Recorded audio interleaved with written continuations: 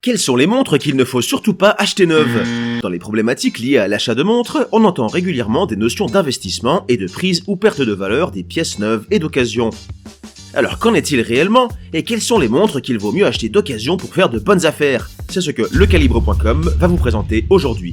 Avant de commencer, notez que pour nous, l'important est de s'offrir les montres qui nous font plaisir. Peu importe la renommée de la marque, l'avis des autres et les questions de revente. Tant qu'une montre vous plaît et que votre budget vous le permet, faites-vous plaisir. Après tout, n'est-ce pas le but de notre passion commune pour l'horlogerie et les garde-temps? Souvenez-vous également que dans l'ensemble, la très grande majorité des montres, que l'on parle de pièces accessibles ou non, vont perdre de la valeur à leur sortie de boutique. De la même manière par exemple que la grande majorité des voitures. Les montres qui gardent leur valeur ou en prennent sont très rares, et celles auxquelles on pense de prime abord sont évidemment les classiques de chez Rolex et Patek Philippe, mais on parle d'exceptions. Chez les marques que nous allons évoquer maintenant, il existe également des exceptions, que l'on parle de modèles en particulier, d'éditions limitées ou autres. Le fait qu'elles se retrouvent dans notre sélection d'aujourd'hui signifie simplement que d'après nos recherches et vos retours, elles font partie des marques chez lesquelles on retrouve les plus grosses décotes en sortie de magasin et qu'il vaut mieux donc les acheter d'occasion. Cette liste n'est évidemment pas exhaustive et les choses peuvent changer avec le temps. Découvrons donc ensemble notre sélection de 5 marques suisses respectées qu'il vaut mieux acheter d'occasion que neuves. On va parler de marques couvrant différents niveaux de budget et on finira avec une de celles qui semblent enregistrer les plus grosses décotes. Mais d'abord, on commence par se pencher sur TAG Heuer. Les origines de TAG Heuer prennent place en 1860 lorsque Édouard Heuer crée la maison Heuer. Elle fut rachetée par Piaget en 1982, puis par le groupe TAG, technique d'avant-garde, en 1985 pour créer TAG Heuer. On rappelle que c'est l'homme d'affaires Akram Auger, père du célèbre youtubeur Akram Junior, dont on a parlé dans notre vidéo sur les montres des youtubeurs auto, qui a créé le groupe TAG et qui est à l'origine du rachat de Heuer. La marque investit massivement dans le marketing et la stratégie est très efficace. Elle est très souvent et depuis toujours associée au sport et plus particulièrement au sport automobile. En termes de communication, la maison utilise très souvent son histoire forte, incluant entre autres l'implication de Heuer dans la course au lancement du premier chronographe automatique au monde en 69, le calibre 11. Ces collections comme la Monaco, la Carrera et autres sont toutes liées à du storytelling de qualité en rapport avec l'automobile, les courses, les personnages emblématiques et la compétition. Leurs boutiques sont toutes savamment designées et placées dans des endroits stratégiques, leurs éditions limitées sont développées avec de grands noms du design, et ils allient bien souvent l'héritage et l'inspiration vintage aux technologies et aux proportions contemporaines. La grande majorité de leurs pièces sont financièrement accessibles pour des montres Swiss-made, entraînées par des mouvements suisses eux aussi. Certains sont des calibres manufacture, d'autres sont créés sur la base de mouvements ETA ou Celita. Ce marketing et cette connaissance parfaite du marché auquel la marque s'adapte se ressent en partie sur le prix boutique. L'une des idées principales de nombreuses stratégies marketing de TAG Heuer semble être de pousser à l'achat coup de cœur et à l'achat compulsif, de la part des néophytes de l'horlogerie, mais aussi de connaisseurs à plusieurs niveaux. Cela peut expliquer en partie pourquoi on trouve des pièces en parfait état sur le marché gris, parfois à la moitié du prix catalogue. Une grande partie de la production est industrialisée et automatisée, ce qui permet de produire des quantités non négligeables de montres par an, et ainsi de répondre à la demande. Il n'existe que très peu de problèmes de disponibilité sur les montres de la marque suisse. Encore une piste pouvant expliquer cette importante décote. Pour prendre un exemple contemporain, en 2021, la TAG Heuer Monaco, édition spéciale Gulf, a un prix catalogue de 6200 €. Elle se trouve d'occasion aux alentours de 5000 €, authentifiée et révisée. On perd donc plus de 1000 € en sortant de la boutique, alors qu'il s'agit d'une édition spéciale. C'est également le cas pour de nombreuses Carrera et autres collections principales pour la marque. Si certaines pièces vous plaisent, il y a donc de très bons coups à faire sur le marché de l'occasion. Girard-Perregaux. La manufacture suisse Girard-Perregaux évoque des origines remontant à 1791, lors de la création de la maison de Jean-François Bautz, qui fut rachetée en 1906 par l'entreprise Girard-Perregaux, créée elle en 1856, 2 ans après l'union de Constant Giraud et de Marie Perregaux, tous deux en provenance de familles horlogères de la Chaux-de-Fonds. Cette marque propose de nombreux modèles équipés de mouvements manufacture aux côtés d'autres montres avec des calibres en provenance de fournisseurs suisses de renom. Dans la grande majorité des cas, les pièces de chez Girard-Perregaux offrent de très intéressants rapports qualité-prix au prix catalogue, mais c'est encore plus flagrant au niveau des prix d'occasion. Il n'est pas rare de trouver des montres très peu portées, 30% de moins que le prix boutique sur le marché gris. Pourquoi ? Certainement en grande partie en raison de problèmes de marketing de la part de la manufacture, qui ne jouit pas en ce moment d'une image qui représente dignement sa qualité au niveau international. Cela influe grandement sur la demande, et il n'existe donc pas de problème d'approvisionnement ni de disponibilité sur la quasi-totalité des modèles, même sur les anciens. C'est peut-être également en raison du rachat de la marque par Kering en 2011, groupe qui possède des marques comme Gucci, Balenciaga ou Ulysse Nardin dont on reparlera juste après. Le fait d'appartenir à un groupe à la tête de beaucoup de marques connues pour leur prix extravagant et leur vision du luxe tournée vers l'argent plus que vers le savoir-faire peut parfois porter préjudice à une maison horlogère qui tente de mettre l'accent sur la qualité. L'utilisation de certains calibres en provenance de fournisseurs extérieurs, bien que ces derniers soient respectés dans l'industrie, peut également refroidir certains collectionneurs ou aficionados qui ne jurent, à tort ou à raison, que par le in-house. Par exemple, beaucoup de détracteurs de la marque Hublot leur reprochent d'utiliser des mouvements ETA dans des montres vendues à prix d'or. Il est possible que cela affecte également l'image de Gérard Perregaux. Quoi qu'il en soit, de superbes occasions sont disponibles sur le marché de la revente, avec des pièces comme une Free Bridge entraînée par son calibre manufacture qui annonce un prix catalogue de 18 500 € et qui se retrouve sur le marché gris aux alentours de 13 000 €, soit 5 000 € de moins, tout en gardant en tête le fait que les prix annoncés sur les sites spécialisés dans la revente d'occasion sont bien souvent gonflés pour jauger le terrain et garder une marge de négociation. Ulysse Nardin.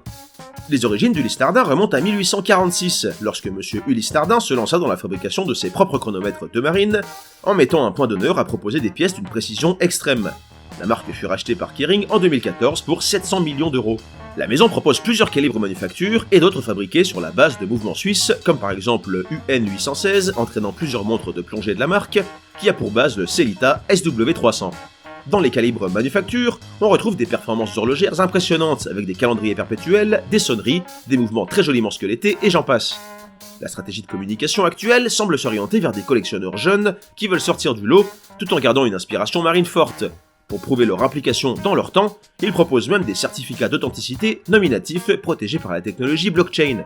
La marque est reconnue dans des pays comme la Russie ou l'Ukraine, mais a encore des difficultés à faire son trou dans le reste de l'Europe ou aux États-Unis, qui fait aussi partie de son marché cible. La demande reste donc assez basse et est très aisément satisfaite par la production en partie industrialisée de la marque. On retrouve ici l'absence de rareté, les stocks à écouler et l'image encore incertaine au niveau mondial, en plus de l'utilisation de mouvements en provenance d'autres fournisseurs pour certains modèles et de l'appartenance au groupe Kering. Cela explique certainement en partie pourquoi on peut trouver par exemple des Ulysse Nardin Freak X 43 mm, prix catalogue 21 000 €, aux alentours de 15 000 € annoncés sur le marché gris.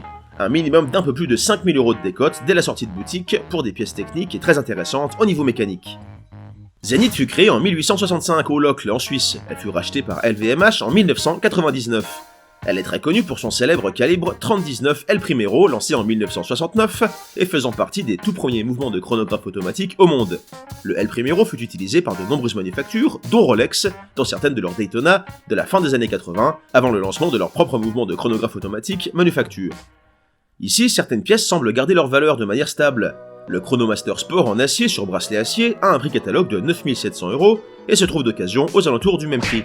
En revanche, d'autres montres présentent une décote assez sérieuse. Si l'on prend l'exemple d'une Elite classique en or rose en 40,5 mm entraînée par un calibre manufacture, on se retrouve avec un prix catalogue de 13 700 € pour un prix sur le marché gris aux alentours de 7 500 €, plus de 40% de décote. Malgré son influence considérable sur le secteur de l'horlogerie, Zenith a tendance à rester dans l'ombre du milieu et n'a une image forte qu'auprès des passionnés et spécialistes. Cela peut certainement en partie expliquer la production plus importante que la demande, ce qui résulte en une décote importante dès l'achat. Alors foncez sur le marché de l'occasion et offrez-vous des pièces d'horlogerie techniquement impressionnantes avec une histoire forte et une durabilité à toute épreuve. Découvrons maintenant une des marques hautement respectées sur le secteur, mais qui présente d'impressionnantes décotes. Vacheron Constantin. Vacheron Constantin est une maison extrêmement respectée dans le milieu. Elle fait même partie de ce qu'on appelle la Sainte Trinité, aux côtés des monstres que sont Audemars Piguet et Patek Philippe, rien que ça. En revanche, au niveau tarif d'occasion, les différences sont absolument considérables. Une bonne partie des pièces de chez AP et de chez Patek ont la réputation de garder leur valeur et même d'en prendre. Concernant Vacheron, c'est une autre histoire. La maison fut créée en 1755 et est considérée comme la maison horlogère la plus ancienne au monde, n'ayant jamais cessé la production. Depuis 1819, sa devise est la suivante, faire mieux si possible, ce qui est toujours possible. Elle fut rachetée en 1996 par le groupe Richemont.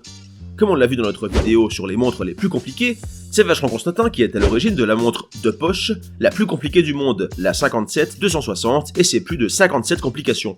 Les collectionneurs reprochent souvent à la marque d'emboîter des calibres qui proviennent de chez Jaeger-LeCoultre, tout en proposant des prix plus élevés.